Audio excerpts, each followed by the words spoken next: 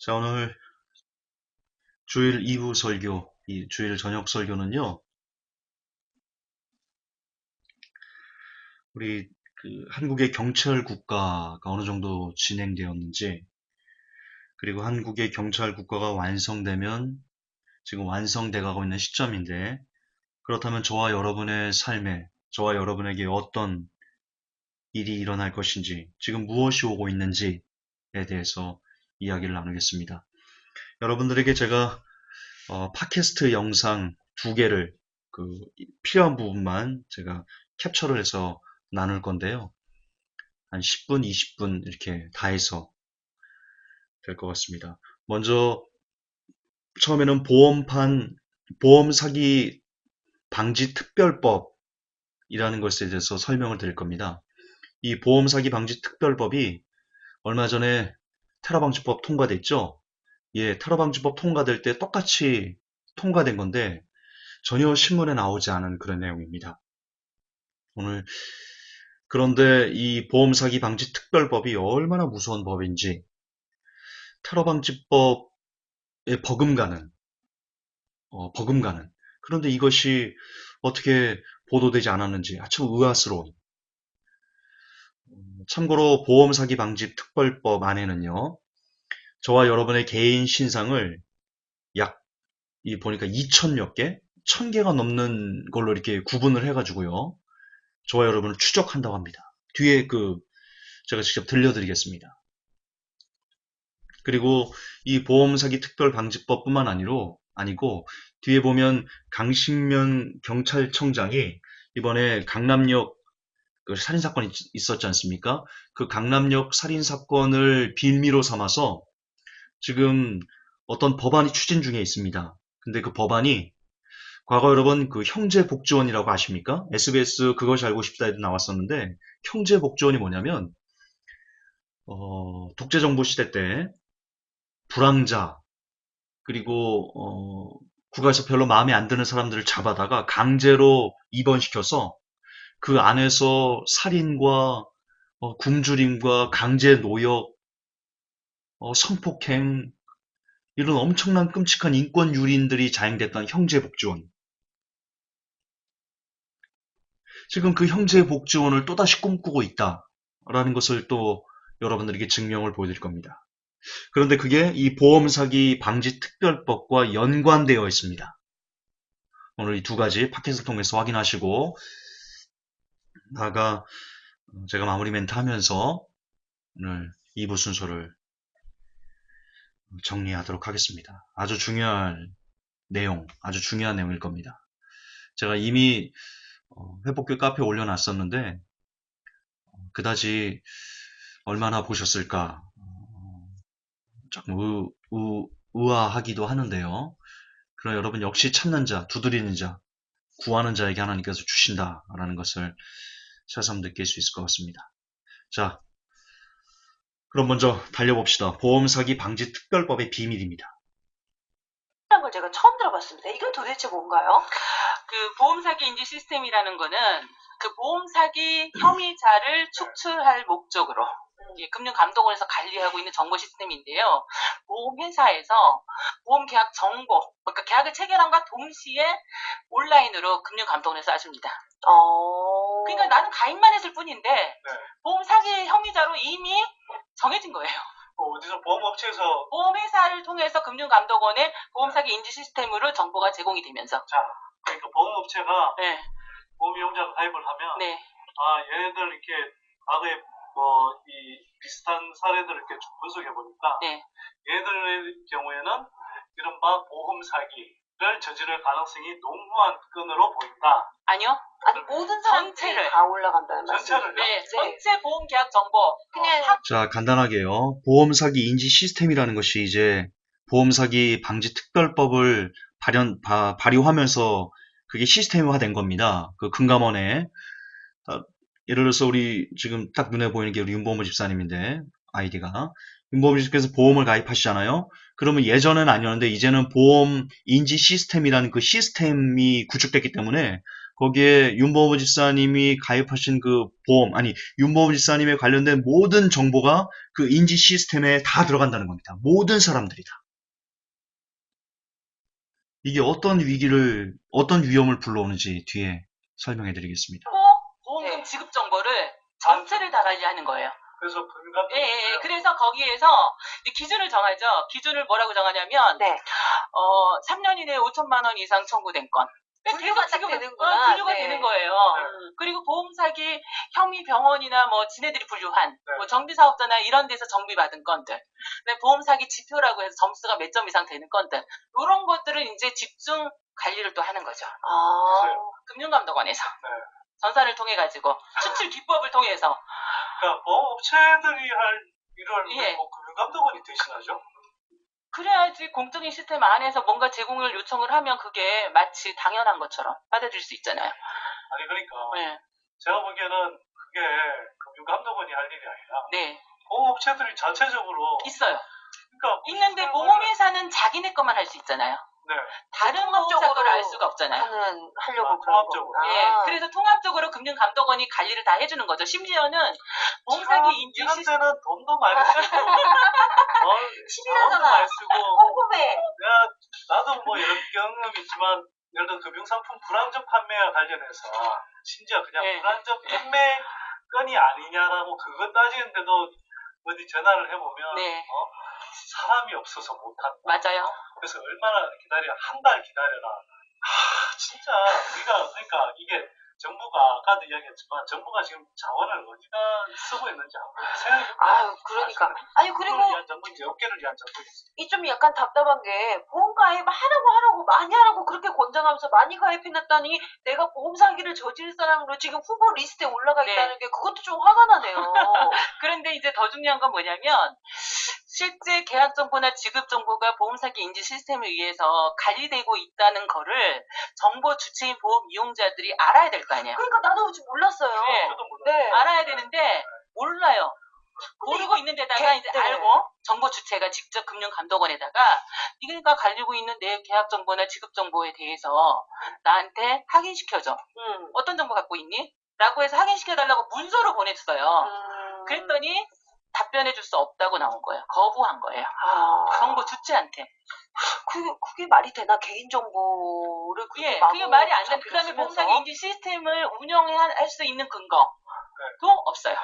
법적 근거가 예, 없어요. 법적 근거가 없어요. 그걸 더 왜하고 중요한 있어요? 건 보험 사기가 아니라 원래 조사할 수 있는 권한이 금융위원회에 있어요. 어떤 불법적인 거래 행위에 대해서 조사할 수 있는 권한이 있는데 그 조사의 대상은 보험회사도 포함이 돼 있어요. 보험업법에. 그런데 지금 보험회사는 조사 안 하고 보험 이용자만 대상으로 조사를 하고 오히려 그 조사 주체가 보험회사가 되는 거예요. 조사 대상인데 조사 주체가 된 거예요. 그러니까 제가 아까 이야기한 게 뭐냐면 정부가 국민을 위해서 이렇게 하는 게 아니고 사실 보험업체들의 편의를 봐주기 위해서 보험과 강력이라는 게 많이 들어갈 텐데 어떤 정보를 수집한다는 거 아니에요? 거기서 직접 하고 있는 자료가 없어. 정보가 있지는 거기서 직접 하고 있는 항목이 몇 개나 될 거라고 생각하세요? 자, 중요합니다. 지금 이분이 뭐라고 말하냐면 이 그러니까 보험 인지 시스템에서 한 사람당 그 세부적으로 나눠서 어떤 걸 관리하나 이런 건데요. 몇 가지를 관리하는지 지금 얘기하는 건데 끔찍합니다. 그 최소 수십 건은 됐죠. 최소 수식건이요. 네. 2013년도 자료인데요. 1294개 정도 된대요. 와, 2010년도 기준으로. 각 개인에 대해서 그렇진 않죠. 예, 다 개인에 대해서. 개인에 대해서요? 예, 항목을 그런 식으로 해서 그 다음에 분석 야, 1200개. 도대체 우리를 어떻게 쪼개서 관리한다는 거예요? 저는 감이 안 와요. 저와 여러분의 이 금융 관련 정보를요, 1000몇 개, 저는 그게 어떻게 가능하지? 전 이해가 안 돼도 어쨌든 그렇다니까. 질병이라든가 그 다음에 모집 경로라든가 어떤 보험을 가입을 했는가 그 다음에 지급 조건이라든가 정말 이거 원형 과목인데. 예, 그러니까 제가 그래서 테러 방지법보다 더 무서운 이야, 거기에 적응가는 오늘은 처음 알았네. 네. 그러니까요. 아니, 지금 저희도 같이 진행을 하면서도 지금 오늘 너무 놀라는 부분이 많은데, 이거 방송이나 신문에서도 이런 이야기 하신 적이 없죠? 아니요 했는데 네. 써주질 언론에서 않아요? 안 써죠. 아니, 기자분들한테 본인의 그러니까 그 제 말은 응. 방송이나 신문에 안 나왔죠. 이거. 안 나오죠. 이게 바로 납법사를 들어요. 이 얘기하려고 계속 그랬던 거예요. 너무나도 억울했던 게 그러니까 테러 방지법 필리버스터 하면서 자, 이제 보험사기 또 중요한 거 나옵니다. 제가 이 영상을 올려놓으면서 이런 멘트를 달아놨습니다. 여야가 한 통속이다. 여당, 야당은 모두 다 싸우는 것 같지만 아주 중요한 문제에 대해서는 국민들이 모르게 야합한다. 뉴월드 안에서 여당과 야당은 같은 편이다. 제가 그런 내용을 했죠. 여기 그 증거가 나옵니다. 보십시오. 특별법도 같이 했어야 되는 거예요. 그러네. 진짜 그러면 이제 그랬어야 그 됐네. 필리버스터 그 장소에서 이제 적나라하게 다 나오는 거죠. 사실은. 그러니까 이게 한편으로는 우리가 이런 정말 사람들 제가 통과를 시켰잖아요. 3월 2일 날 막 필리버스터 하면서 테러 방지법 통과를 시켰잖아요. 그날 법제사법위원회에서 이 법을 다룬 거예요. 그리고 그리고 네. 2월 18일 날 이게 합의가 안 되면 못 올라가잖아요, 본회의에. 그 상임위에서 계속 논의를 하고 있었어요. 그리고 이 보험사기 방지특별법은 상임위는 그러면 정무위죠. 정무위원회 간사인 새누리당 김용태 의원하고 더불어민주당 김기식 의원하고 합의를 한 거예요. 그래서 내용으로? 보험사기 방지특별법이라고 하는 내용으로. 그러면서 그 법을 통과를 시키고 18일 날, 그다음에 3월 2일 날 법사위원회에서 이 문제를 다뤘고. 김기식 의원은 그럴 만한 분이 아닌데 제가 이거. 그러니까 잘 몰라서 아니요, 그렇지 않아요. 그렇지 않고요. 굉장히 많이 반대를 했어요. 회의록을 보면 반대 의견을 많이 냈어요. 김기식 의원이. 예. 네. 그리고 이제 김기준 의원님도 이제 그 법안 심사 소위 구성원인데 김기준 의원님은 반대를 했어요. 김기준은 정무위원회 같은 더불어민주당의 의원이었는데요. 예. 법안 심사를 같이 하신 거예요. 그래서 이제 이 법은 이번 회기 안에, 그러니까 19대에 통과 못한다. 그런 의견을 제가 들었기 때문에 안심을 하고 있었던 거예요. 근데 갑자기 돌변을 해가지고 상임위 통과를 시키고 자, 봤지요? 이렇게 반대한다라고 관계자들을 안심시켜 놓은 후에 뒤통수 치는 겁니다. 통과를 하면서 그 시간대에 필리버스터 하고 있었잖아요. 테러 방지법에 대해서. 근데 그 필리버스터에 참가한 더불어민주당 의원 중 16명이 보험사기 방지 특별법 통과에 찬성표를 던진 거예요. 우리가 이미지가 굉장히 좋은, 일은 딱딱딱 되면은 우리가 이미 굉장히 좋은, 앞으로 크게 키워야 될 의원들이다라고 했던 분의 성함들도 짝짝짝짝 들어가 있어요. 그러니까 제가 안타까운 게 뭐냐면요. 저도 사실 이렇게 보험 문제에 관련해서는 오늘 새로 듣는 내용들이 너무 많은데, 제가 이렇게 쭉 다른 분들 만나보면, 이야기 들어가서. 왜 이 법에 찬성을 했습니까라고. 지금 몇몇 의원실에 왜 이 법에 찬성을 했습니까라고 이제 전화해서 여쭤봤어요. 왜 찬성을 하셨느냐라고 이제 물어봤더니 의원 5명 있는 당에서요. 당 차원에서 검토는 했대요.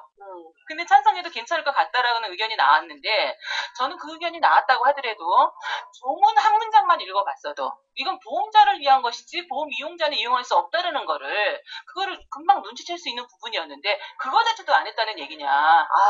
참. 그러니까 우리가 사실은 그런 데 대한 문제가 말할까 말까. 정의당이 일부러 의도적으로 그랬어. 나오거든요. 이거는 그러니까 조문 자체가 쉬워요.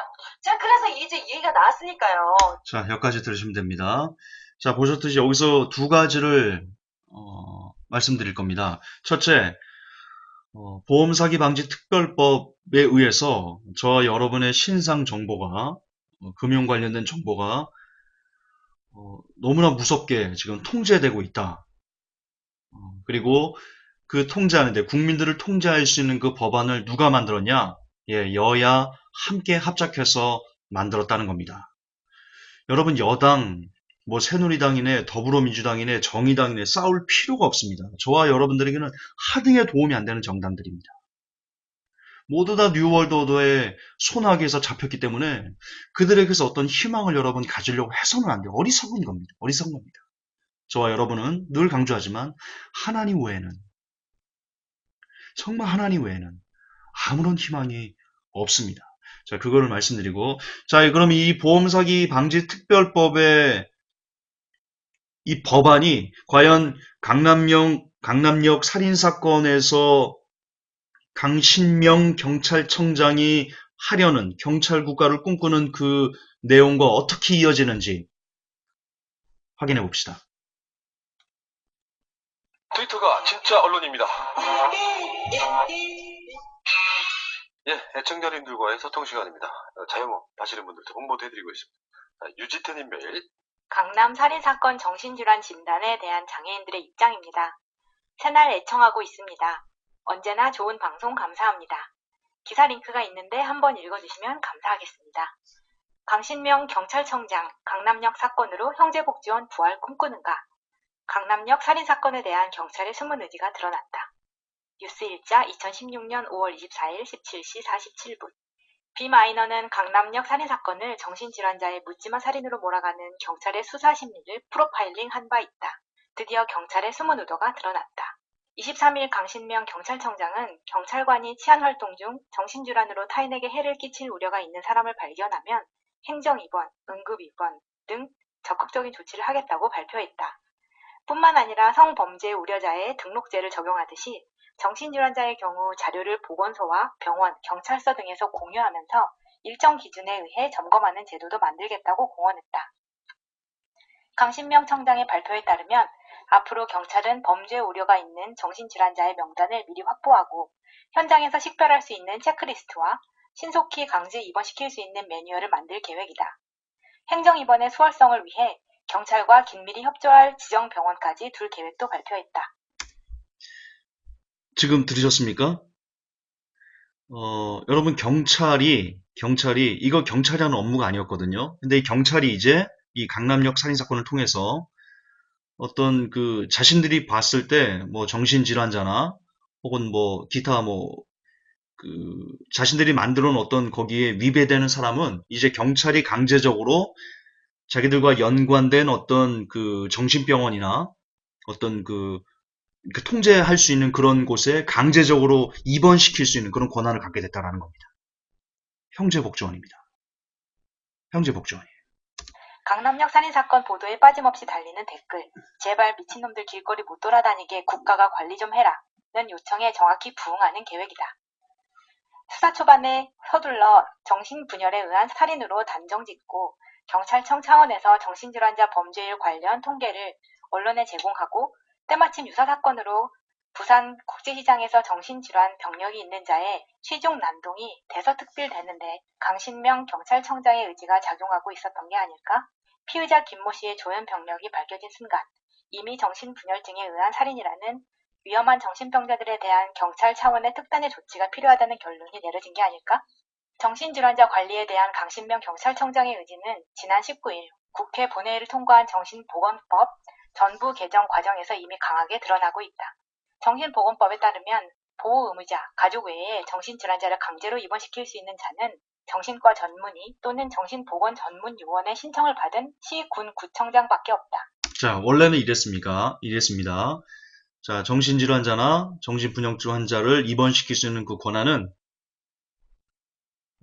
경찰이 갖고 있지 않았습니다. 근데 이게 개정됐습니다. 이번 개정 과정에서 경찰은 자신들도 정신질환자의 행정입원을 신청할 수 있게 해달라고 요구했다. 지난 4월 29일 보건복지위 법안심사 소위에 참석한 경찰청 소속 수사과장은 23일 강신명 경찰청장의 발표를 예고하는 듯하다. 그는 정신질환이 있는데 경미 범죄를 범한 경우에 지금 치료감호 이외에는 특별한 강제수단이 없다면서 일명 트렁크 살인사건과 경남에서 있었던 살인사건의 범인은 이미 무수한 전과가 있고 경미한 범죄로 경찰서를 들어왔지만 풀려나와 끔찍한 살인까지 저질렀다며 그런 자들에 대한 예방적 구금장치가 필요하다고 역설했다. 문정림 의원이 그런데 그 두 분 다 정신질환이 있었다는 얘기가 없었어요 라고 문제제기하자 경찰청 수사관은 지금 이 경우에도 지적장애로 판명된 사항이고 라며 엉뚱한 대답을 했다. 지적장애는 정신질환이 아닌데 말이다. 뒤늦게 잘못을 깨달았는지 전부 정신질환의 병력이 있었고 제때 보호받지 못한 사례라고 고쳐 말했지만 두 범인이 지적장애를 갖고 있었는지 정신질환을 갖고 있었는지는 끝내 밝히지 못했다. 경찰은 애초 그 둘을 구분할 필요를 못 느끼고 있는 것 같다. 지적장애든 정신질환자든 정신이 온전치 못한 사람들이 경범죄를 저지르며 돌아다니다가 살인사건까지 일으키니 범죄 예방 차원에서 그런 자들을 행정입원 절차로 강제 구금할 필요가 있다는 주장이다. 하지만 경찰의 행정입원 신청권에 대한 전문성 문제와 남용 가능성이 제기되었다. 이게 무슨 말이냐면요. 지금 현재 뭐 정신질환자들, 그들을 핑계로 권력을 남용할 수 있다는 겁니다. 즉, 정부의 말을 듣지 않는 사람들, 혹은 뉴월드 오더에 합하지 않는 사람들, 혹은 뭐 극단적인 얘기를 하면서 음모론자들, 이런 사람들까지 뒤에 보면 이제 이 법이 통과되면 어떤 모든 사람들의 어떤 보험 사기 특별 방지 사기 방지 그거가 연관되거든요, 이게. 그래서 그 사람의 모든 개인 정보를 다 낱낱이 병적인 정보를 다 취득할 수 있습니다. 그럼 거기서 예를 들어서 뭐 이 사람이 어떤 뭐 예를 정신과 치료도 받을 수 있잖아요. 살다 보면 그럴 때도 있잖아요. 그러면 그거 하나를 딱 뽑아가지고는 야 봐라 얘는 정신질환자다. 그러니까 여러분이 뉴월드 오더를 반대한다 이겁니다. 베리칩을 반대한다 이겁니다. 음모론 뭐 세월호가 어떻고 이런단 말입니다. 그러면 그 사람을 딱 집어가지고 기분 나쁜 사람을 딱 찍어가지고 그 보험사기 특별방지법에 관련 연동된 그 사람의 신상, 그 병적 정보를 다 뽑아가지고 혹시라도 꼬투리가 있으면 그걸 근거로 야 이 사람은 정신질환자니까 경찰이 강권적으로 야 입소시켜. 그러면 뭐라고 할 말이 없다는 겁니다. 이게 통과되면. 그런 권력 남용을 얘기하는 겁니다. 끔찍한 겁니다. 지금 이게 보통 얘기가 아닙니다, 여러분. 이게 진짜 제가 지금 보통 설교를 하고 있는 게 아닙니다. 저와 여러분의 삶에 실질적으로 들이닥치게 될 너무나 끔찍한 이야기를 여러분들에게 해주고 있는 겁니다. 그러자 한 발 물러나 경찰이 정신건강의학과 전문의 또는 정신건강전문요원에 신청을 요청할 수 있다고 명기한 수정안을 요구했다. 문정림 의원이 어차피 경찰뿐 아니라 누구든 요청할 수 있는데 굳이 경찰이 요청할 수 있다고 명기하는 건 불필요할 뿐 아니라 형평성에도 어긋난다고 문제 제기했다.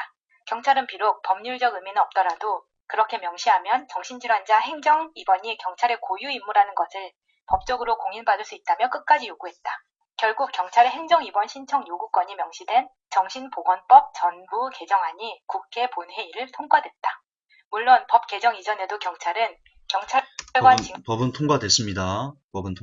직무집행법에 따라 정신질환자의 행정 입원을 요구할 수 있고 또 실제로 요구해서 다툼에 연루되거나 연고가 없는 정신장애인들을 행정 입원시켜왔다. 다만 보호의무자에 의한 강제 입원과 비교해서 그런 행정 입원의 비율은 2014년 기준 0.2%, 147명으로 미미한 수준이었다. 강신명 경찰청장의 계획은 정신질환자의 행정 입원에 대한 경찰의 개입을 법적으로 공인받고 그 비중을 대폭 늘리려는 것이다. 강신명 경찰청장은 정신질환자 관리를 경찰 행정의 새로운 블루오션으로 보고 있다. 왜 아니겠는가? 역사 주변, 시장, 동네 골목, 지하철에 돌아다니는 불황자 내지 노숙인들을 보라. 알코올 중독에 걸려 비틀거리고 반사회적 인격장애가 있는 듯 폭력적이고 지적장애를 가진 듯 말투가 어눌하며 조현병을 가진 듯 혼잣말로 대화하고 이상한 얘기를 하는 사람들이다. 우리 주변의 일상에서 경미한 폭행, 절도 사건에 연루되어 경찰서를 들락거리다가 이번처럼 묻지마 살인사건이 터질 때마다 언론에 주목받는 사람들, 그런 위험한 불황자, 노숙인들을 싹 잡아들여 영세한 지방정신병원에 강제 입원시키면 어떨까? 그럼 더럽고 위험한 불황자들이 줄었다면 시민들은 환호할 것이고 영세한 정신병원들은 빈 병상을 채울 안정적인 입원 고객을 확보했다며 환호할 것이다. 이 좋은 걸 이전에는 왜 안 했을까? 바보라서? 치안에 둔감해서? 아니다. 1986년 12월 한 검사의 인지수사로 형제복지원이 세상에 알려진 이래 치안을 위해 불황자들을 복지시설에 강제 수용하는 경찰 행정은 독재 정권에서나 가능했던 역사적 유물이라는 변화된 시민의식 때문이다. 강 청장은 87년 민주항쟁 이후에 그 시민의식을 흔들려는 것이다. 자, 봐라. 언제까지 정신이상자들이 우리의 일상을, 우리의 안전을, 우리의 생명을 위태롭게 하는 걸 지켜보기만 할 건가? 대체 언제까지 인권에 발목 잡혀 치안을 방기할 건가? 라고 묻고 있는 것이다. 최초의 경찰대학 출신 경찰청장인 강신명은 경찰 권력이 국가안보와 의료, 복지 영역으로까지 전일적으로 확대된 경찰국가, 자, 여기서 잠깐 이야기를 하고 갑시다. 여러분 지금 계속 정신질환자 얘기를 하고 있습니다. 그런데 여러분 한 사람, 멀쩡한 사람을 정신질환자로 너무나 쉽게 만들 수 있다는 거 아십니까? 그 뉴스 보셨습니까? 정신이 멀쩡해요. 정신이 멀쩡한데도 가족들이나 친지들에 의해서 강제적으로 정신병원에 입원된 사례가 30%가 넘는답니다. 그리고 늘 말씀드리지만 뉴월드 오더는요, 자신들이 미래에 하고 싶은 일들을 영화를 통해서, 드라마를 통해서, 매스미디어를 통해서 그걸 미리 알립니다. 최근에 우리나라에서 그런 영화 개봉했습니다. 날 보러 와요. 강혜원 씨 주연인데요. 좀 끔찍합니다. 잔인하기도 하고요. 그런데 그 내용이 바로 이 돈 때문에 어머니를 강제로 아버지가 정신병원에 입원시키는, 그래서 그 안에서 끔찍하게 살해를 당하고 장기 밀매의 피해자가 되는 그런 내용입니다.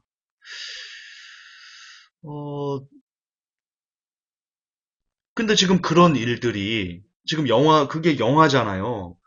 근데 사람들은 되게 그래요. 야, 저런 일들 많어. 그 영화의 댓글 보면 그래요. 야, 이런 일들 이거 현실 같아. 예, 현실입니다. 지금도 우리가 모르는 곳에서는요. 멀쩡한 사람을 정신병자라고 해서 강제적으로 정신병원에 입원시키는 그런 사례가 비일비재하게 일어나고 있습니다. 즉, 제가 무슨 말씀을 하고 싶은 거냐? 지금 현재 강신명 경찰청장은, 그리고 경찰은 정신질환자에 국한해서 그들을 잡아다가 수용소에 집어넣겠다. 행정 입원시키겠다. 강제 입원시키겠다. 이런 얘기를 하고 있는데, 그러나 이미 우리나라의 사회는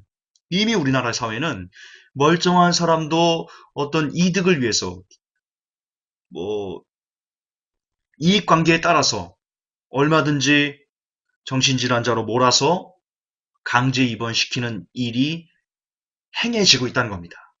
그러므로 경찰이 이런 권력을 이제 합법적으로 갖게 되면 어떤 일이 벌어질 것 같습니까?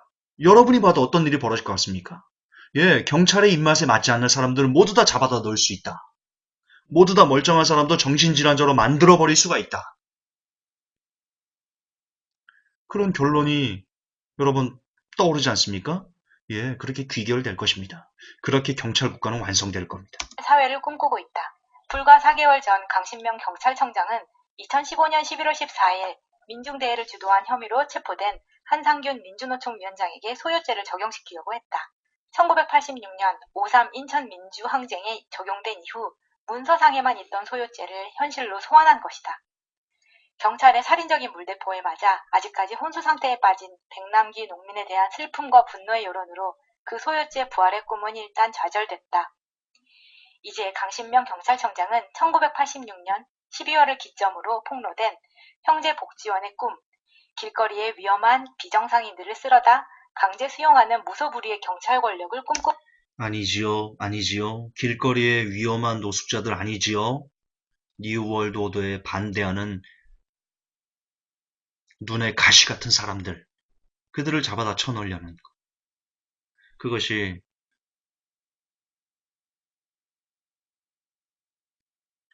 이 법에, 이번에 통과된 이 법의 진짜 핵심입니다. 행간입니다. 있다. 공교롭게도 그 두 꿈의 시계바늘은 1986년에 멈춰 있다.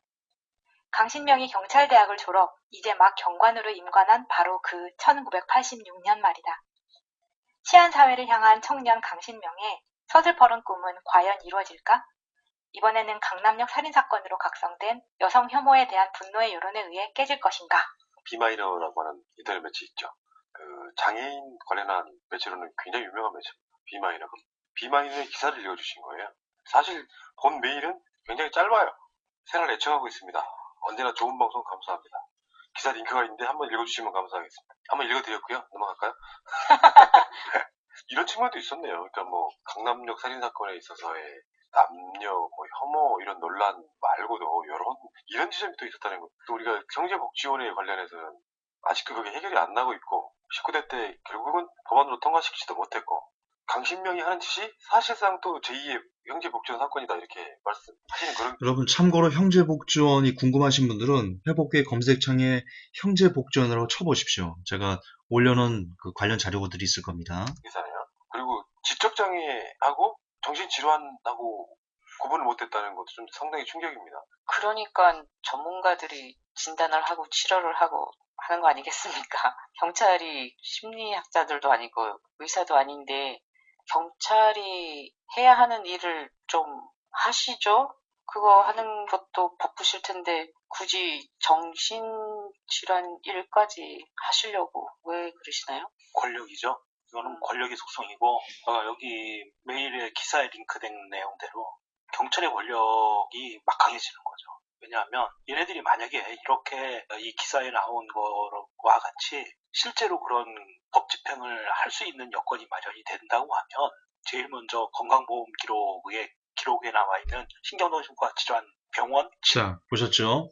아까 제가 보험 사기 방지 특별법과 지금 이 최근에 강남역 살인 사건을 통해서 발의된 법안이 연동된다고 말씀드렸죠? 바로 이것 때문입니다. 자, 이들이 마음에 안 드는 사람을 딱 찍으면 그 관련된 데이터를 쭉 정리해서 꼬투리가 하나라도 안 잡힌 사람이 어디 있겠습니까? 다 털어서 먼지 나는데. 그럼 그걸 갖고 계속해서 반복되는 내용 같지만 중요하니까 계속 반복하는 겁니다. 그걸 갖고는 야, 얘 이상한 사람이야. 입원시켜야 되겠어. 그렇게 잡아다 집어넣는다는 겁니다.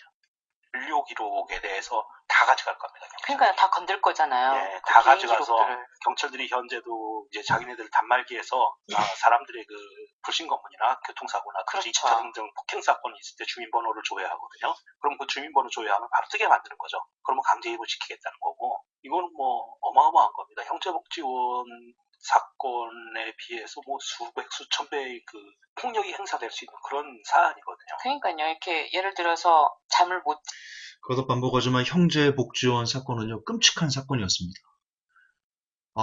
그 사람들이 먹을 것이 없어가지고 쥐를 잡아먹고요, 벌레를 잡아먹고, 먹을 걸 안 줘가지고.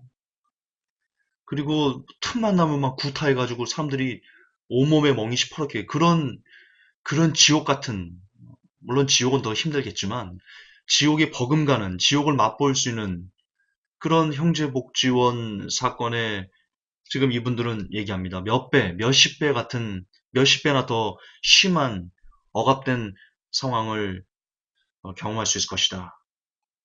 바로 이게 뉴월드가 꿈꾸는 세상인 겁니다.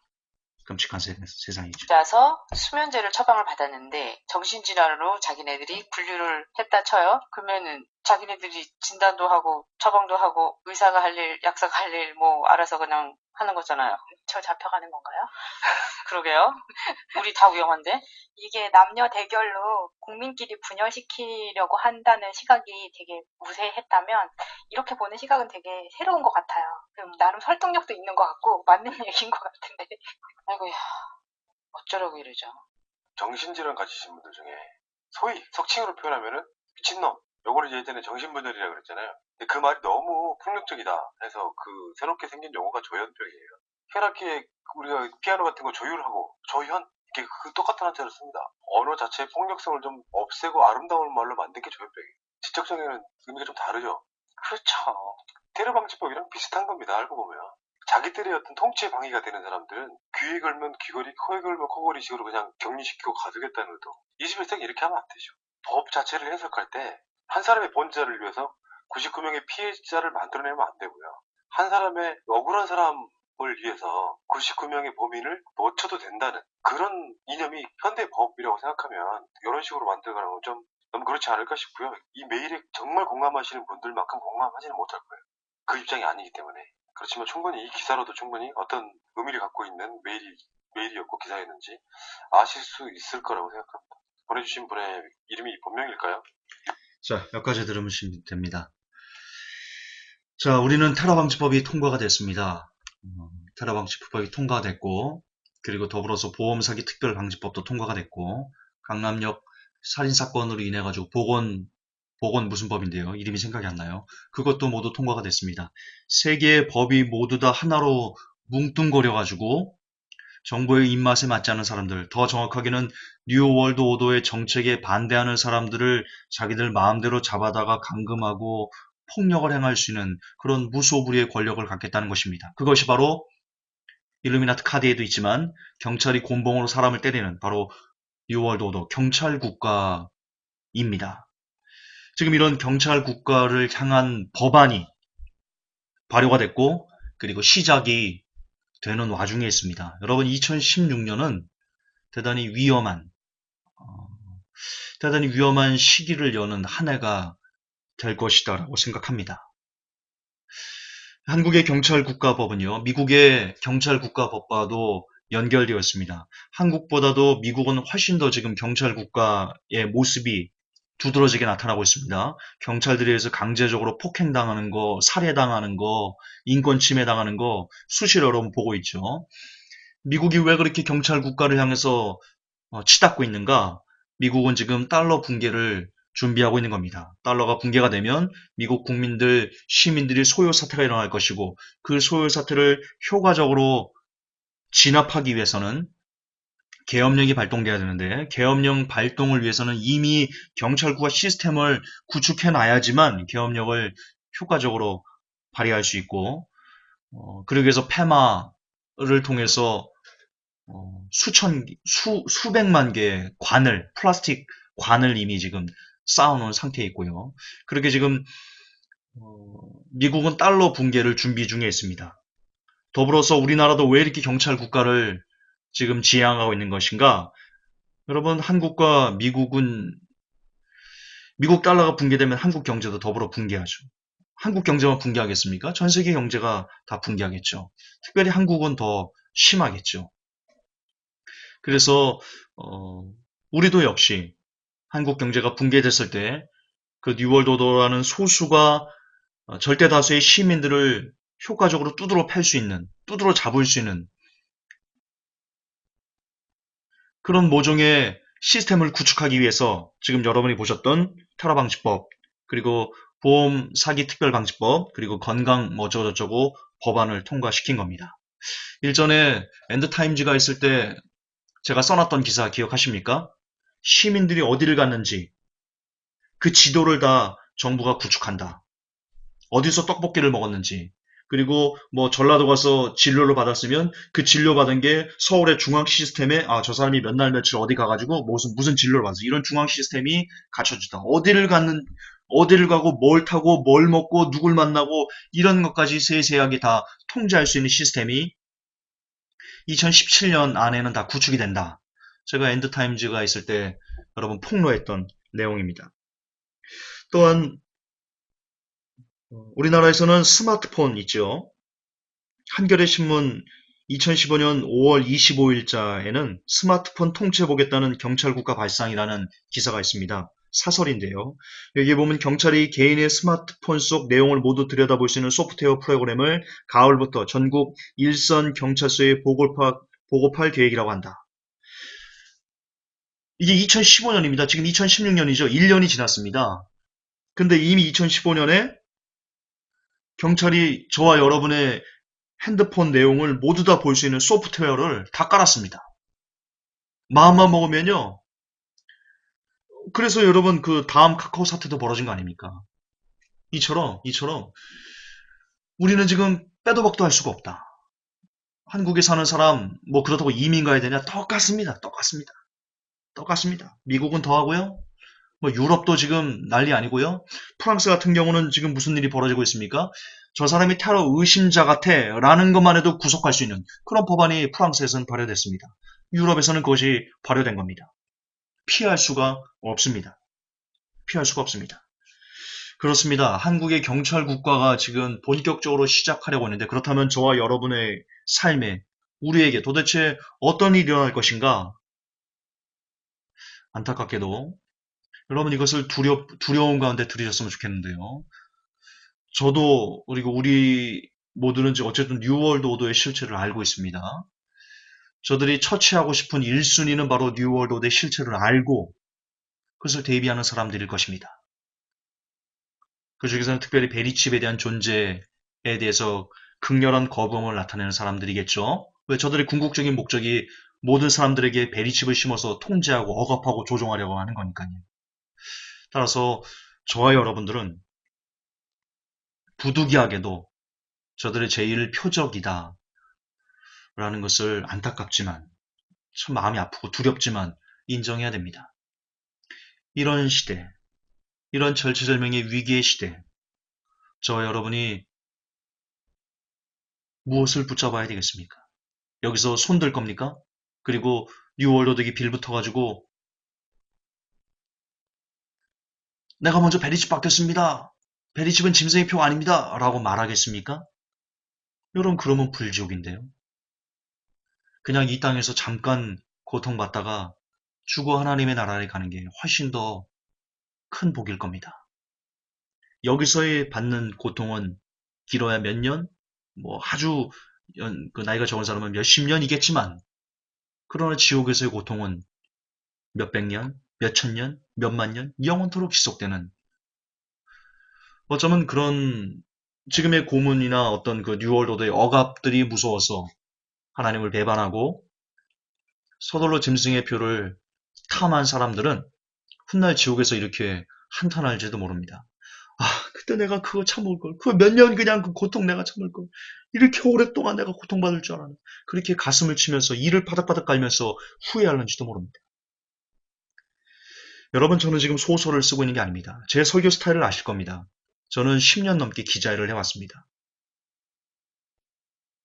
그리고 경제부 자랑이 아니고요. 그냥 제가 왜 자꾸 이러냐면 어떤 분이 제가 설교만 하면 잘난 체한다고 이런 그 끊임없이 컴플레인을 제기하는 분이 있어 제가 말을 이렇게 탁탁 걸리는데 잘난 체가 아니고 뭔가 이게 그냥 팩트를 얘기한 겁니다.